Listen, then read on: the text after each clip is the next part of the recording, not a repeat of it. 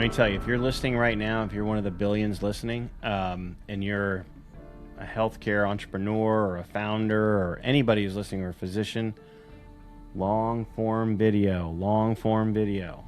That's what is key. People want to watch those type of things. That's what they want to see. They want to see the real person behind the product they're buying or the service they're going to be purchasing or the physician they're going to see. If you can start doing that, think that way. And I know immediately, I don't look good on camera and I don't think that's a great idea, and I don't get over it, because that's where it's all going. Hey Eric, how's it going? Good, buddy. How are you? I'm doing good. Hanging in there. No complaints over here. We got Content Crib coming up in a couple weeks, which is crazy. I was almost said next week, but no, it's in a couple weeks. Yeah, don't scare me like that. 2 weeks. No, Yeah. good. Yeah, it's a flurry of activity right now. Getting ready. It's exciting. Got some people. I think we have like 1 or 2 spots left, which I think they're going to be filled today, but we'll see. But yeah, we're talking about the 1 + 1 = 3 community, and this one's going to be all about building something with the group and Content Crib, so it should be a lot of fun. Yeah, the group looks incredible, by the way, so I'm really excited about that. We have super strong group, and I don't know, it's just such an awesome time. It's like such a re-energizing get-together. Yes. It's almost perfect that it's like, we have it in fall. It's like right before the holidays. Get you, re-energized and getting things together, or, tightening up projects or personal, businesses or whatever you're doing. And then we have it again, right after the winter slumber. We've talked about maybe doing it just once a year, but the fact we're still doing it twice a year right now. And Yep. After the winter slumber, people get their momentum going. So, no, it's good. Yeah, I'm looking forward to it. It's definitely after this winter. It's hopefully everybody coming down to Arkansas will get some nice warm weather, and we'll be back at our same location at the Ledger there, where we have a huge outdoor space as well as an indoor space, which makes it very cool. And so we're gonna do another Content Crib in October. We can kind of preview that right now a little bit. We're gonna do it in October. We'll let everybody know when that's gonna happen. And then, like you said, I think we're gonna move towards doing it as a once-a-year event, and just really jam-pack it with a lot of value and a lot of opportunity for people to attend. Yeah, well, housekeeping stuff for us, we probably should ask, what dates they have available in October before we forget, so we get it booked. That's a good point. I should probably ask that for sure. Yeah. We don't know exactly where we're going to go in October. Most likely it's going to be in Bentonville. Florida, We may do Florida. We may go back to Maine. I don't know. We'll see. How is the flight to your neck of the woods? What's the closest airport for you? I usually Jacksonville, but Orlando is an hour and a half. So Jacksonville. And how far is Jacksonville? About an hour. Okay. Yeah, about an hour, and plenty of flights going in and out of Jacksonville. Sure, for sure. So maybe there could be a cool venue near, within half hour of the airport, maybe. Yeah, exactly. We'll probably, if we do it here a little later in October, so we don't deal with hurricanes, which last year we had 0, so we didn't have to worry about that. But I live in St. Augustine, which is the nation's oldest city, so it's kind of a cool venue. So anyway, we're teasing it a little bit. We don't know exactly where we're gonna go, but wherever we go, it's gonna be a lot of fun. Yeah, and we want to talk a little bit today about a few different things. Did you want to start off with what you were just mentioning to me about? I'm sorry, I forget what you mentioned. And then you saying that, I go, what did I mention? Oh, well, go ahead. No, I was going to say one thing I wanted to talk about is what seems to be a hot button topic right now is AI and branding. And we obviously talk about that broadly quite a bit, but how 80% of people are getting their answers through AI and not on Google search anymore. And they're saying, Gartner, some statistics projecting search engine volume will drop by 25% by 2026 as more consumers migrate towards these AI-powered virtual agents, which is it's not like this isn't happening in the future. It's already happening. Oh yeah. And, the entire framework, most personal brand coaches, are, are teaching still and have been teaching was, write SEO content, build a blog, drive traffic. And it's becoming structurally irrelevant. So I think the personal brand game has just completely changed, and there's opportunity there. Your audience isn't Googling you anymore. They're asking Claude, they're asking ChatGPT or Perplexity. Most people are canceling their ChatGPT and switching to Claude, which sucks for me because now Claude's going to get slower because I've been using Claude for a couple of years now. But that's just a complaint, minor complaint. Yeah, but hold on to ChatGPT. They'll get better. I'm like an old school ChatGPT guy. I have Claude as well, but I don't. Although I've gone now to my whole AI agent guy, the doanything.com, that I don't get anything from doanything.com. Have you this OpenClaw and ClaudeBot and all that stuff? Anyway, I won't go to the AI agent, but my wife the other night said, "Are you literally talking to an AI? A fake president?" Like, yes, I am. I am talking to that. But yeah, I can tell you that I don't. What's funny is I have like this gut reaction to if I go in to put anything into Google search, I know that I'm going to get 14 ads and 9 things that I don't want, so I just don't even use it anymore. It's for me in my brain, it's like the old school television model where I'm going to get 10 ads when I watch something, so I don't want to do that. I don't want to see that. That's got to scare companies. Well, I know it must scare Google pretty bad. Yeah, I mean, they're tripling down on their Gemini. I have to say that product is getting better, especially for their images. But yeah, I mean, in terms of like how you need to think about it, especially with the physicians and healthcare entrepreneurs we work with through ISG, we explain that to them and we help build their architecture for their brand and their companies and what they're trying to accomplish. A big part of that is growing their content and making sure they're relevant on these AI agents because that's where it's going and it's happening right now. Yeah, because when an AI agent goes out or AI goes out to find the answer to your question, they are going out everywhere on the internet and seeing where it gets the most hits. That's part of its algorithm immediately. Where does it get the most hits? Where does it see the most instances of the question, the answer to the question you've asked? And if you're at the top of the list, someone who's trying to create thought leadership, a personal brand, or you're an individual who's looking for another opportunity out there, it's looking for the number of hits that it finds, and then it just drills down from there. So it's no longer the days of how much did you pay Google to have you come up at the top of the list. Those days are gone. Now I'm waiting for the day when ChatGPT or one of the other ones says, we could really monetize this if we do. That's coming. They claim it's not coming, but it's coming. Oh yeah, I mean, it was supposed to be released a couple weeks ago. I heard right around the Super Bowl or whatever. And it's funny because there's all these, there's the AI evangelists and there's like the anti-AI people, and I think that everyone really needs to understand is like we're like firmly in the middle, but more lean towards the human side. But recognize the AI thing isn't going away because there's an opportunity with the human made badge. It's going to become a price premium. So we teach, we explain, we talk about building that personal connection and brand, but use different tools to help augment the process, not slop it up, right? Make it better, make yourself more efficient, make yourself more organized. Yep. Because this is the flip side of the AI slop crisis, and it's a massive opportunity that very few are positioning for. Um, like organic food, for example. At first, it was really fringe and expensive, and then industrial food became ubiquitous, and trust completely collapsed, and organic food became a $60 billion industry.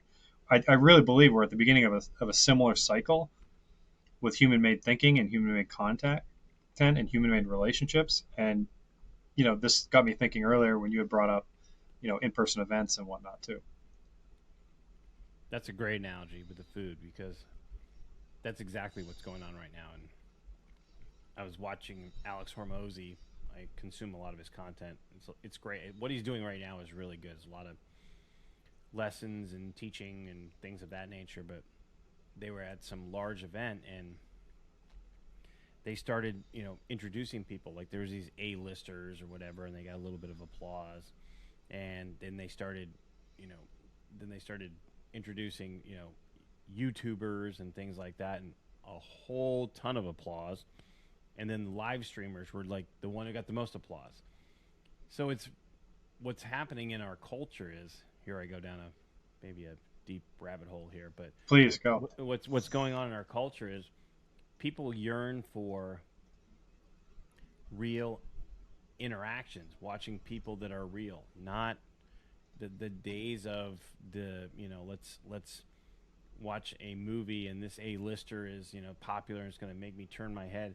Kids aren't doing that anymore. Or when I say kids, you know what I mean, very young people. They like streamers. Why do they like streamers? Because it's real, authentic, raw on the screen. They're watching it. And they know when it's AI. I mean, and then the platforms are scared to death. That's why YouTube just demonetized a ton of channels that were just deemed all AI and AI generated content. Demonetized hundreds of millions of dollars. I mean, that's wild that they did that. So reality is that real is making mistakes, doing things that humans do on a regular basis is what's gaining attention, not perfectly cured videos that aren't anymore. Will it change? I don't know. Maybe it will, but right now that's the reality. I mean, if you listen to any content from Gary Vee right now, he is pounding the drum on live streaming. That's his thing, is because that's fun for people to watch. There's not stupid ads to run through it, and it's a genuine person, and people are watching.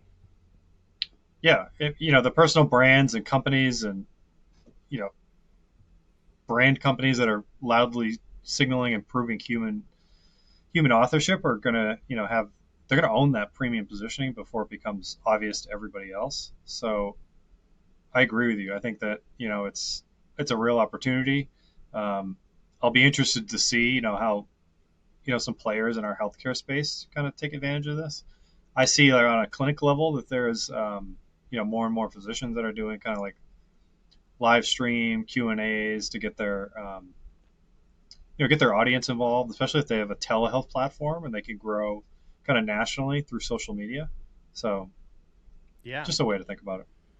Let me tell you, if you're listening right now, if you're one of the billions listening, and you're a healthcare entrepreneur or a founder or anybody who's listening or a physician, long form video, that's what is key. People want to watch those type of things. That's what they want to see. They want to see the real person behind the product they're buying or the service they're going to be purchasing or the physician they're going to see. If you can start doing that, think that way.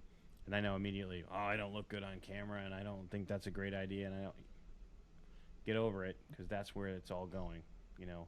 Hiring somebody to get you good Google SEO. If you hear somebody say that to you, if they're trying to sell you some kind of marketing service and they say that to you, run like the wind, because that is not what people are doing these days. No, it's definitely not. I mean,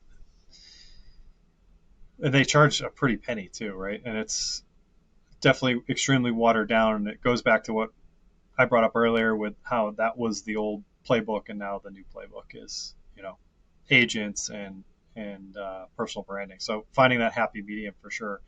And on the topic on the personal branding side, and I wanted to bring up was I think the strongest personal brands, they're not.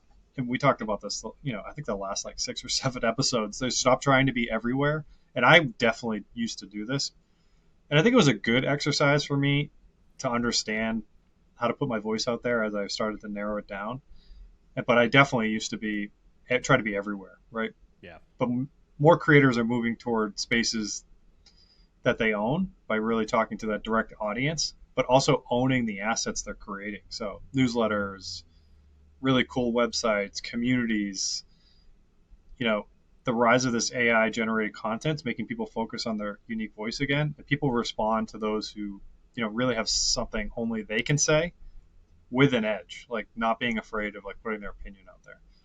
Because the audience is, they're not passive anymore. They're increasingly inviting themselves to engage, building shared projects, and almost being collaborators in the space. Like now more than ever, I'm talking to people all the time, like in my space, that are creating different side projects and like want my opinions, or wanted to see if I want to be involved. And a lot of that has to do with a lot of the content that I've been creating and putting out there and trying to be an authority in the space.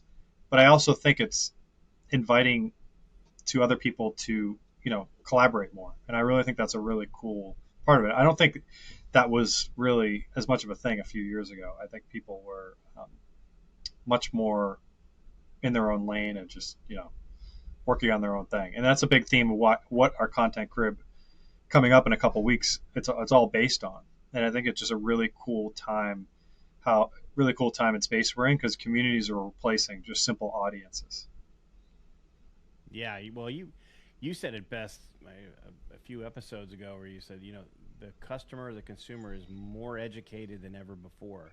They know the answers to what they want to achieve. They know they can go find it on chat or any of these other AI platforms. They can go find it. What they want to do now is match. Hey, I know what I want. I want to match in my mind that this person or this company that is providing it is the one that I want to go with.